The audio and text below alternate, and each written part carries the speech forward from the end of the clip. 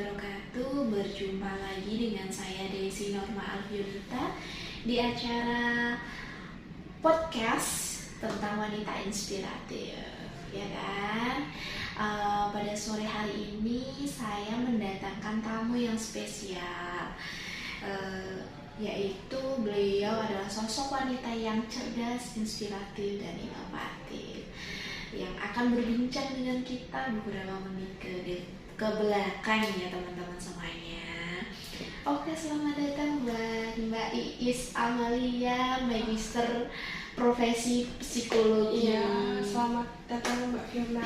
Ya, terima kasih ya Mbak Iis sudah menyempatkan waktunya, sudah meluangkan waktunya juga untuk berbagi bersama kita di acara podcast Wanita Inspiratif pada kesempatan kali ini.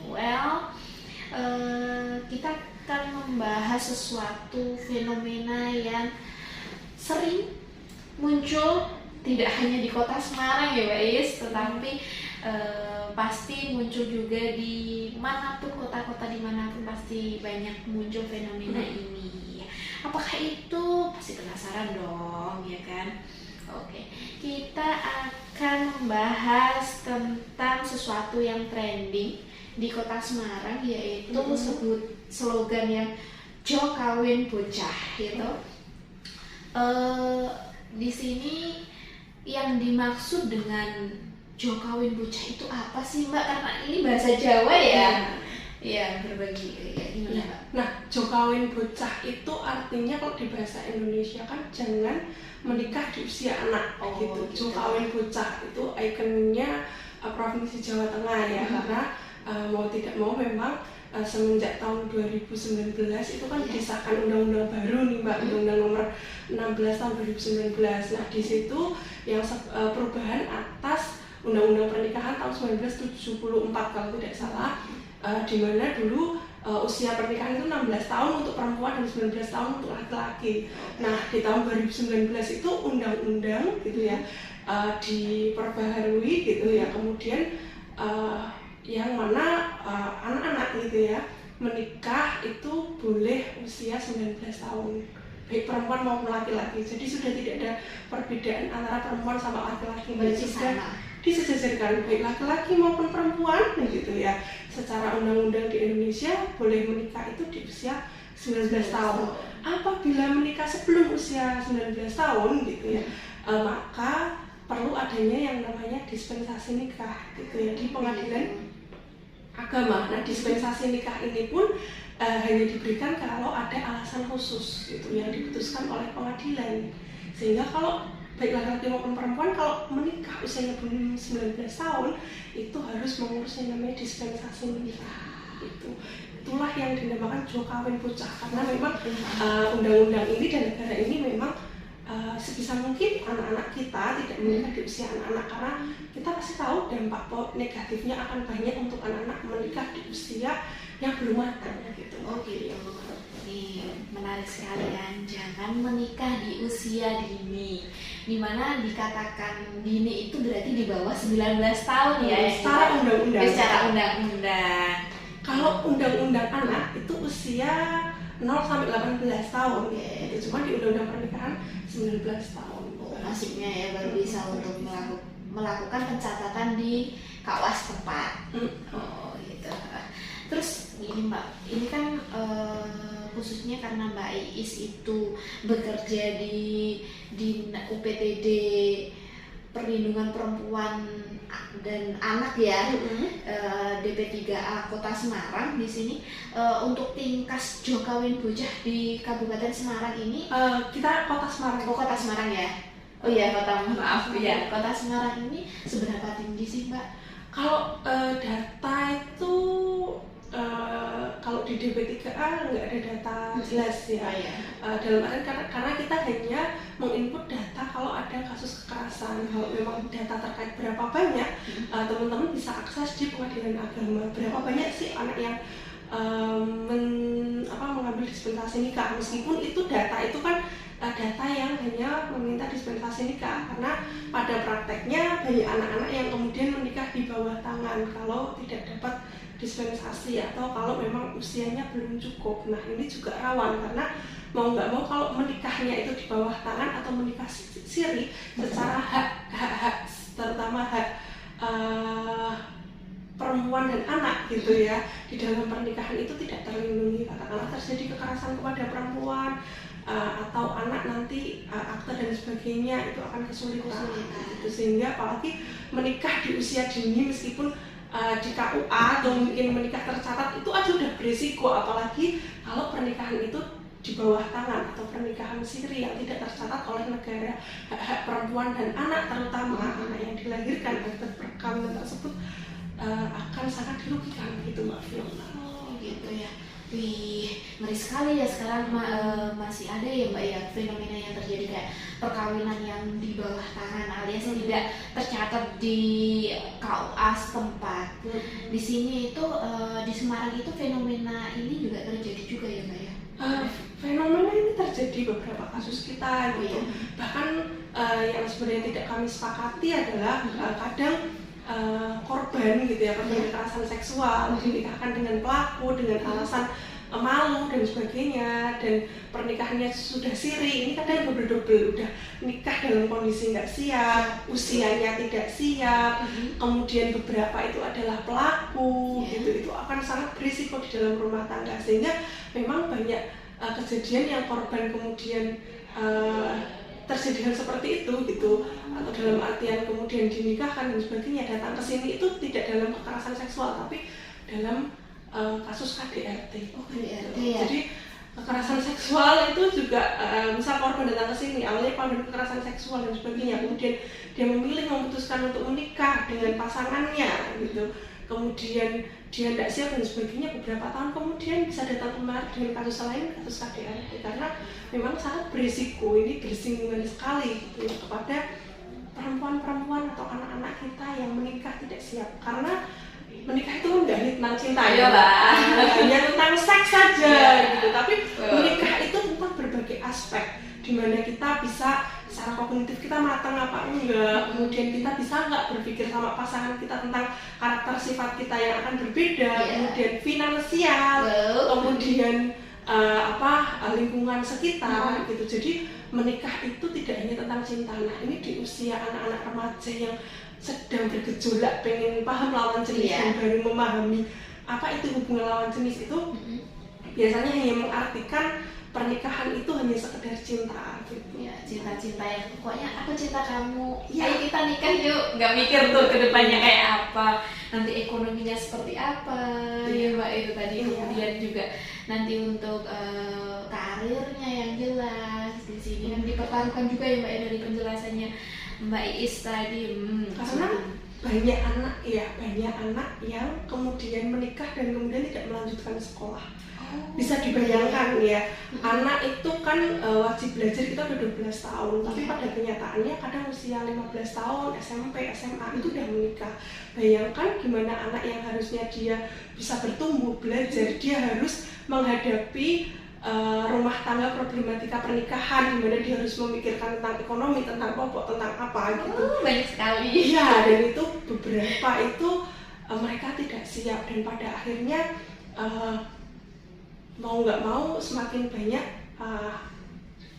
remaja kita atau generasi kita yang pada akhirnya terpotong atau tidak berpendidikan. Kemudian mau nggak mau kalau orang tuanya kurang berpendidikan, berpengaruh juga sama yang namanya pengasuhan. Oh iya, pola asuh ya. Pola asuh itu juga berpengaruh. Nah ini sehingga memang pernikahan dini ini kan nggak hanya laki-laki atau perempuan, dua-duanya itu akan sangat tidak siap untuk menjadi orang tua, dan yang paling dikorbankan nanti itu adalah anak, pola pengasuhan. Jadi ini satu isu yang kelihatannya hanya satu titik, tapi sebenarnya kalau kita bisa lihat dari berbagai sisi itu banyak sekali, sosial, ekonomi, kognitif, psikologis, pengasuhan anak gitu. Karena mau nggak mau rawan banget gitu menikah di usia dini, dan itu pilihan itu kebanyakan gitu remaja-remaja itu tidak diambil dengan matang.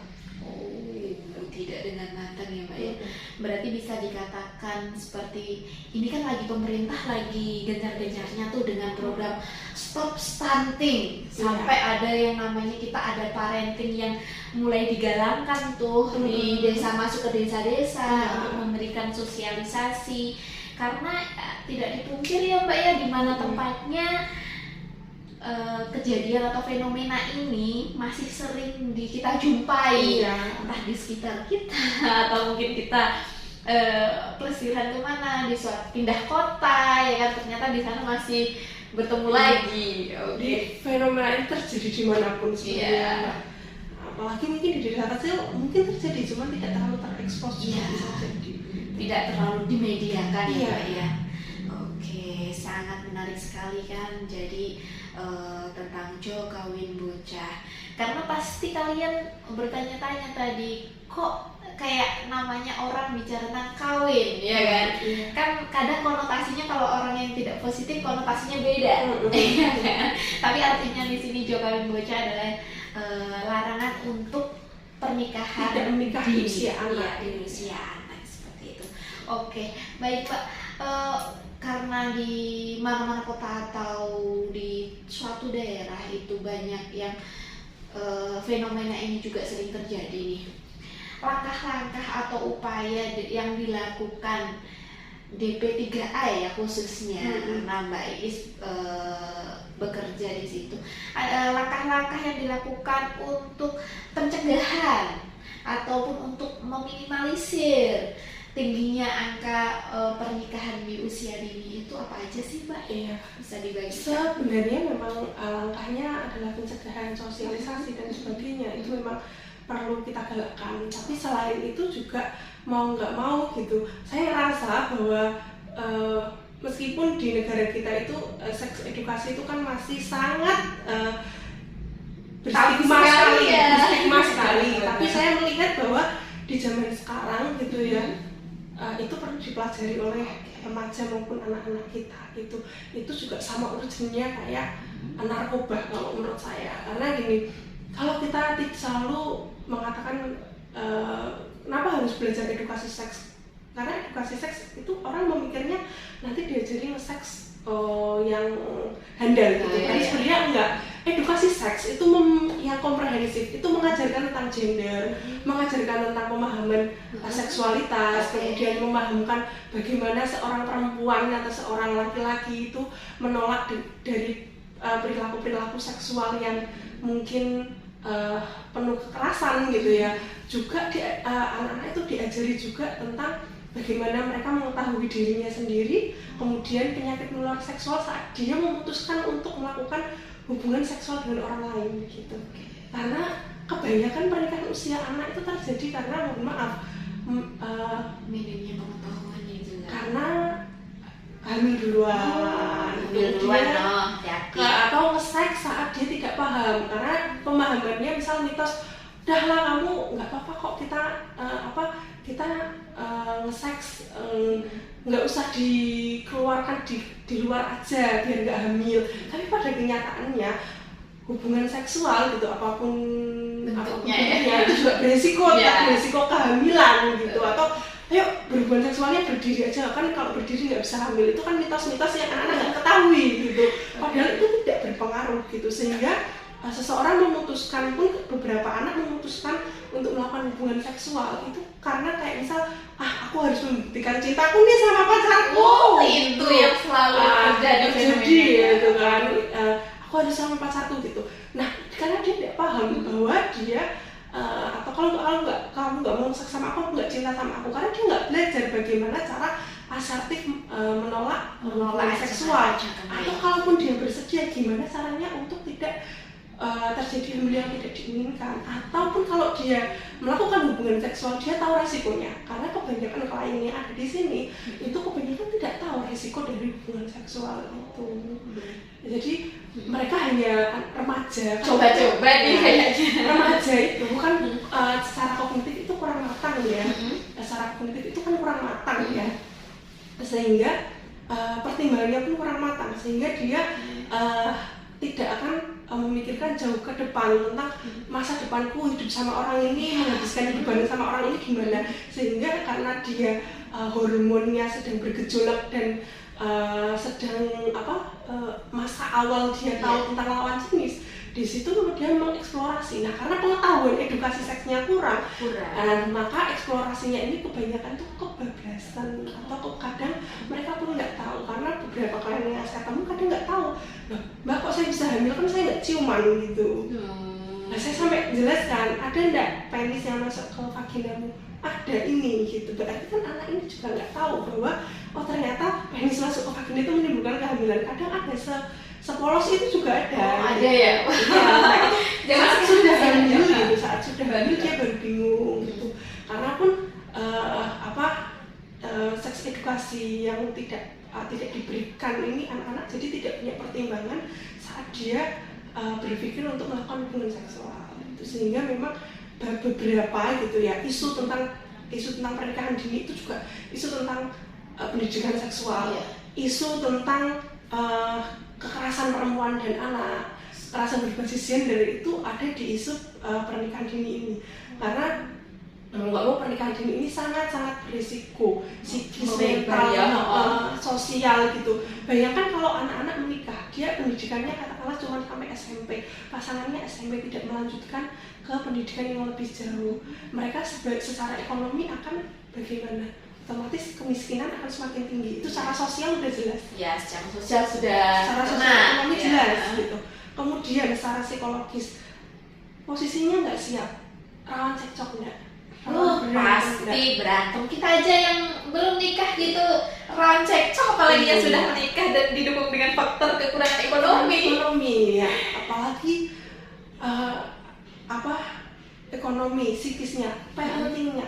Mereka mungkin kurang, anaknya nangis, ibunya nangis, kan nggak tahu nih aku harus menceritakan gimana gitu. Kayak tadi Mbak Pia jawab stunting nih Mbak Iis gitu. Nah, ibu yang mungkin pendidikannya masih SMP, katakanlah dia belum paham tentang pendidikan yang lebih lanjut, mungkin dia akan paham ini gizinya apa ya, ini bergizi atau tidak, anak itu boleh menyusui usia berapa. Kadang mereka nggak paham, belum paham, sehingga kadang-kadang resiko terjadi stunting karena ibu nggak siap untuk ngurus anak. Kesehatan resiko juga ada.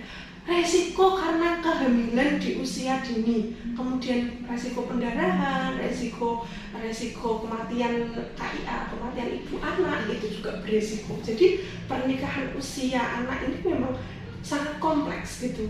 Karena memang dari satu ibaratnya pernikahan Jokowi bocah ini itu pohonnya, kemudian imbas bercabang-cabangnya berarti keluar dari sosial, ekonomi, kemudian juga ada lagi Mbak emosi juga. Iya, emosi ya. Jelas. Kenapa kadang mungkin baby blues usia segitu dia harusnya main sama teman-temannya, dia harus ngasuh anaknya nangis, dia nggak tahu dia ikut nangis, lama-lama dia stres, dia depresi ngurusi anaknya, bisa terjadi sama ibu-ibu yang masih muda ya. Gitu ya, jangankan yang masih muda, yang usianya sudah dewasa, nggak persiapan itu aja kadang stres gitu, kadang depresi pasca melahirkan, apalagi yang memang usianya belum benar-benar pas. Kayak kamu masih main, harusnya masih nongkrong sama teman-teman, kamu harus ngasuh bayi saat teman-temanmu lewat sekolah, masih main-main ya kan, itu juga jadi problematika gitu. Sehingga memang problem ini adalah problem yang akarnya dari permasalahan ya. Hingga memang mau nggak mau, kalau saya tahu dari mana nih Mbak anak-anak biar nggak menikah di usia dini atau usia anak, pendidikan itu penting. Oke, pendidikan, catat pendidikan itu penting. Kemudian anak punya motivasi, itu anak punya cita-cita gitu. Oke, mereka ingin usianya segitu pengen mengenal jenis itu wajar, tapi bagaimana mereka memanage dirinya, membatasi atau memanage dirinya untuk tidak terjun atau terlibat seksualitas di saat usianya masih belum cukup, atau seksualitas yang sembrono dan mereka tidak tahu resiko dari hubungan seksual atau resiko dari tindakannya, itu akan berdampak panjang. Itu sih Mbak Vio. Oke, itu tadi kita upaya-upaya yang dapat dilakukan untuk menekan atau mencegah pernikahan dini atau jo kawin bocah di sini ya.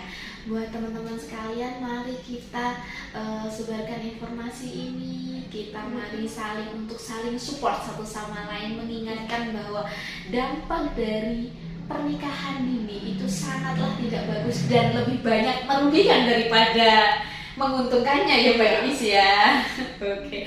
Nih sebelum closing nih, apa pesan-pesan dari Mbak Iis untuk kaula muda yang lagi nonton nih ya kan? Pesan-pesannya apa untuk para remaja di luar sana? Oke teman-teman semua,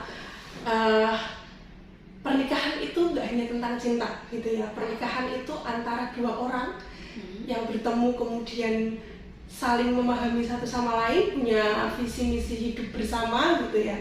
Sehingga kalau kalian memutuskan untuk menikah, baiknya kalian lihat dari berbagai aspek tentang kesiapan untuk menikah. Begitu teman-teman. Jadi cinta itu penting, tapi itu bukan hal utama di dalam pernikahan gitu ya. Oke. Terima kasih Mbak Iis sudah berbagi inspirasi, berbagi informasi pada kesempatan kali ini. Sampai jumpa di next podcast selanjutnya ya. Saya Desi Norma Alfianita. Wassalamualaikum warahmatullahi wabarakatuh. Bye bye.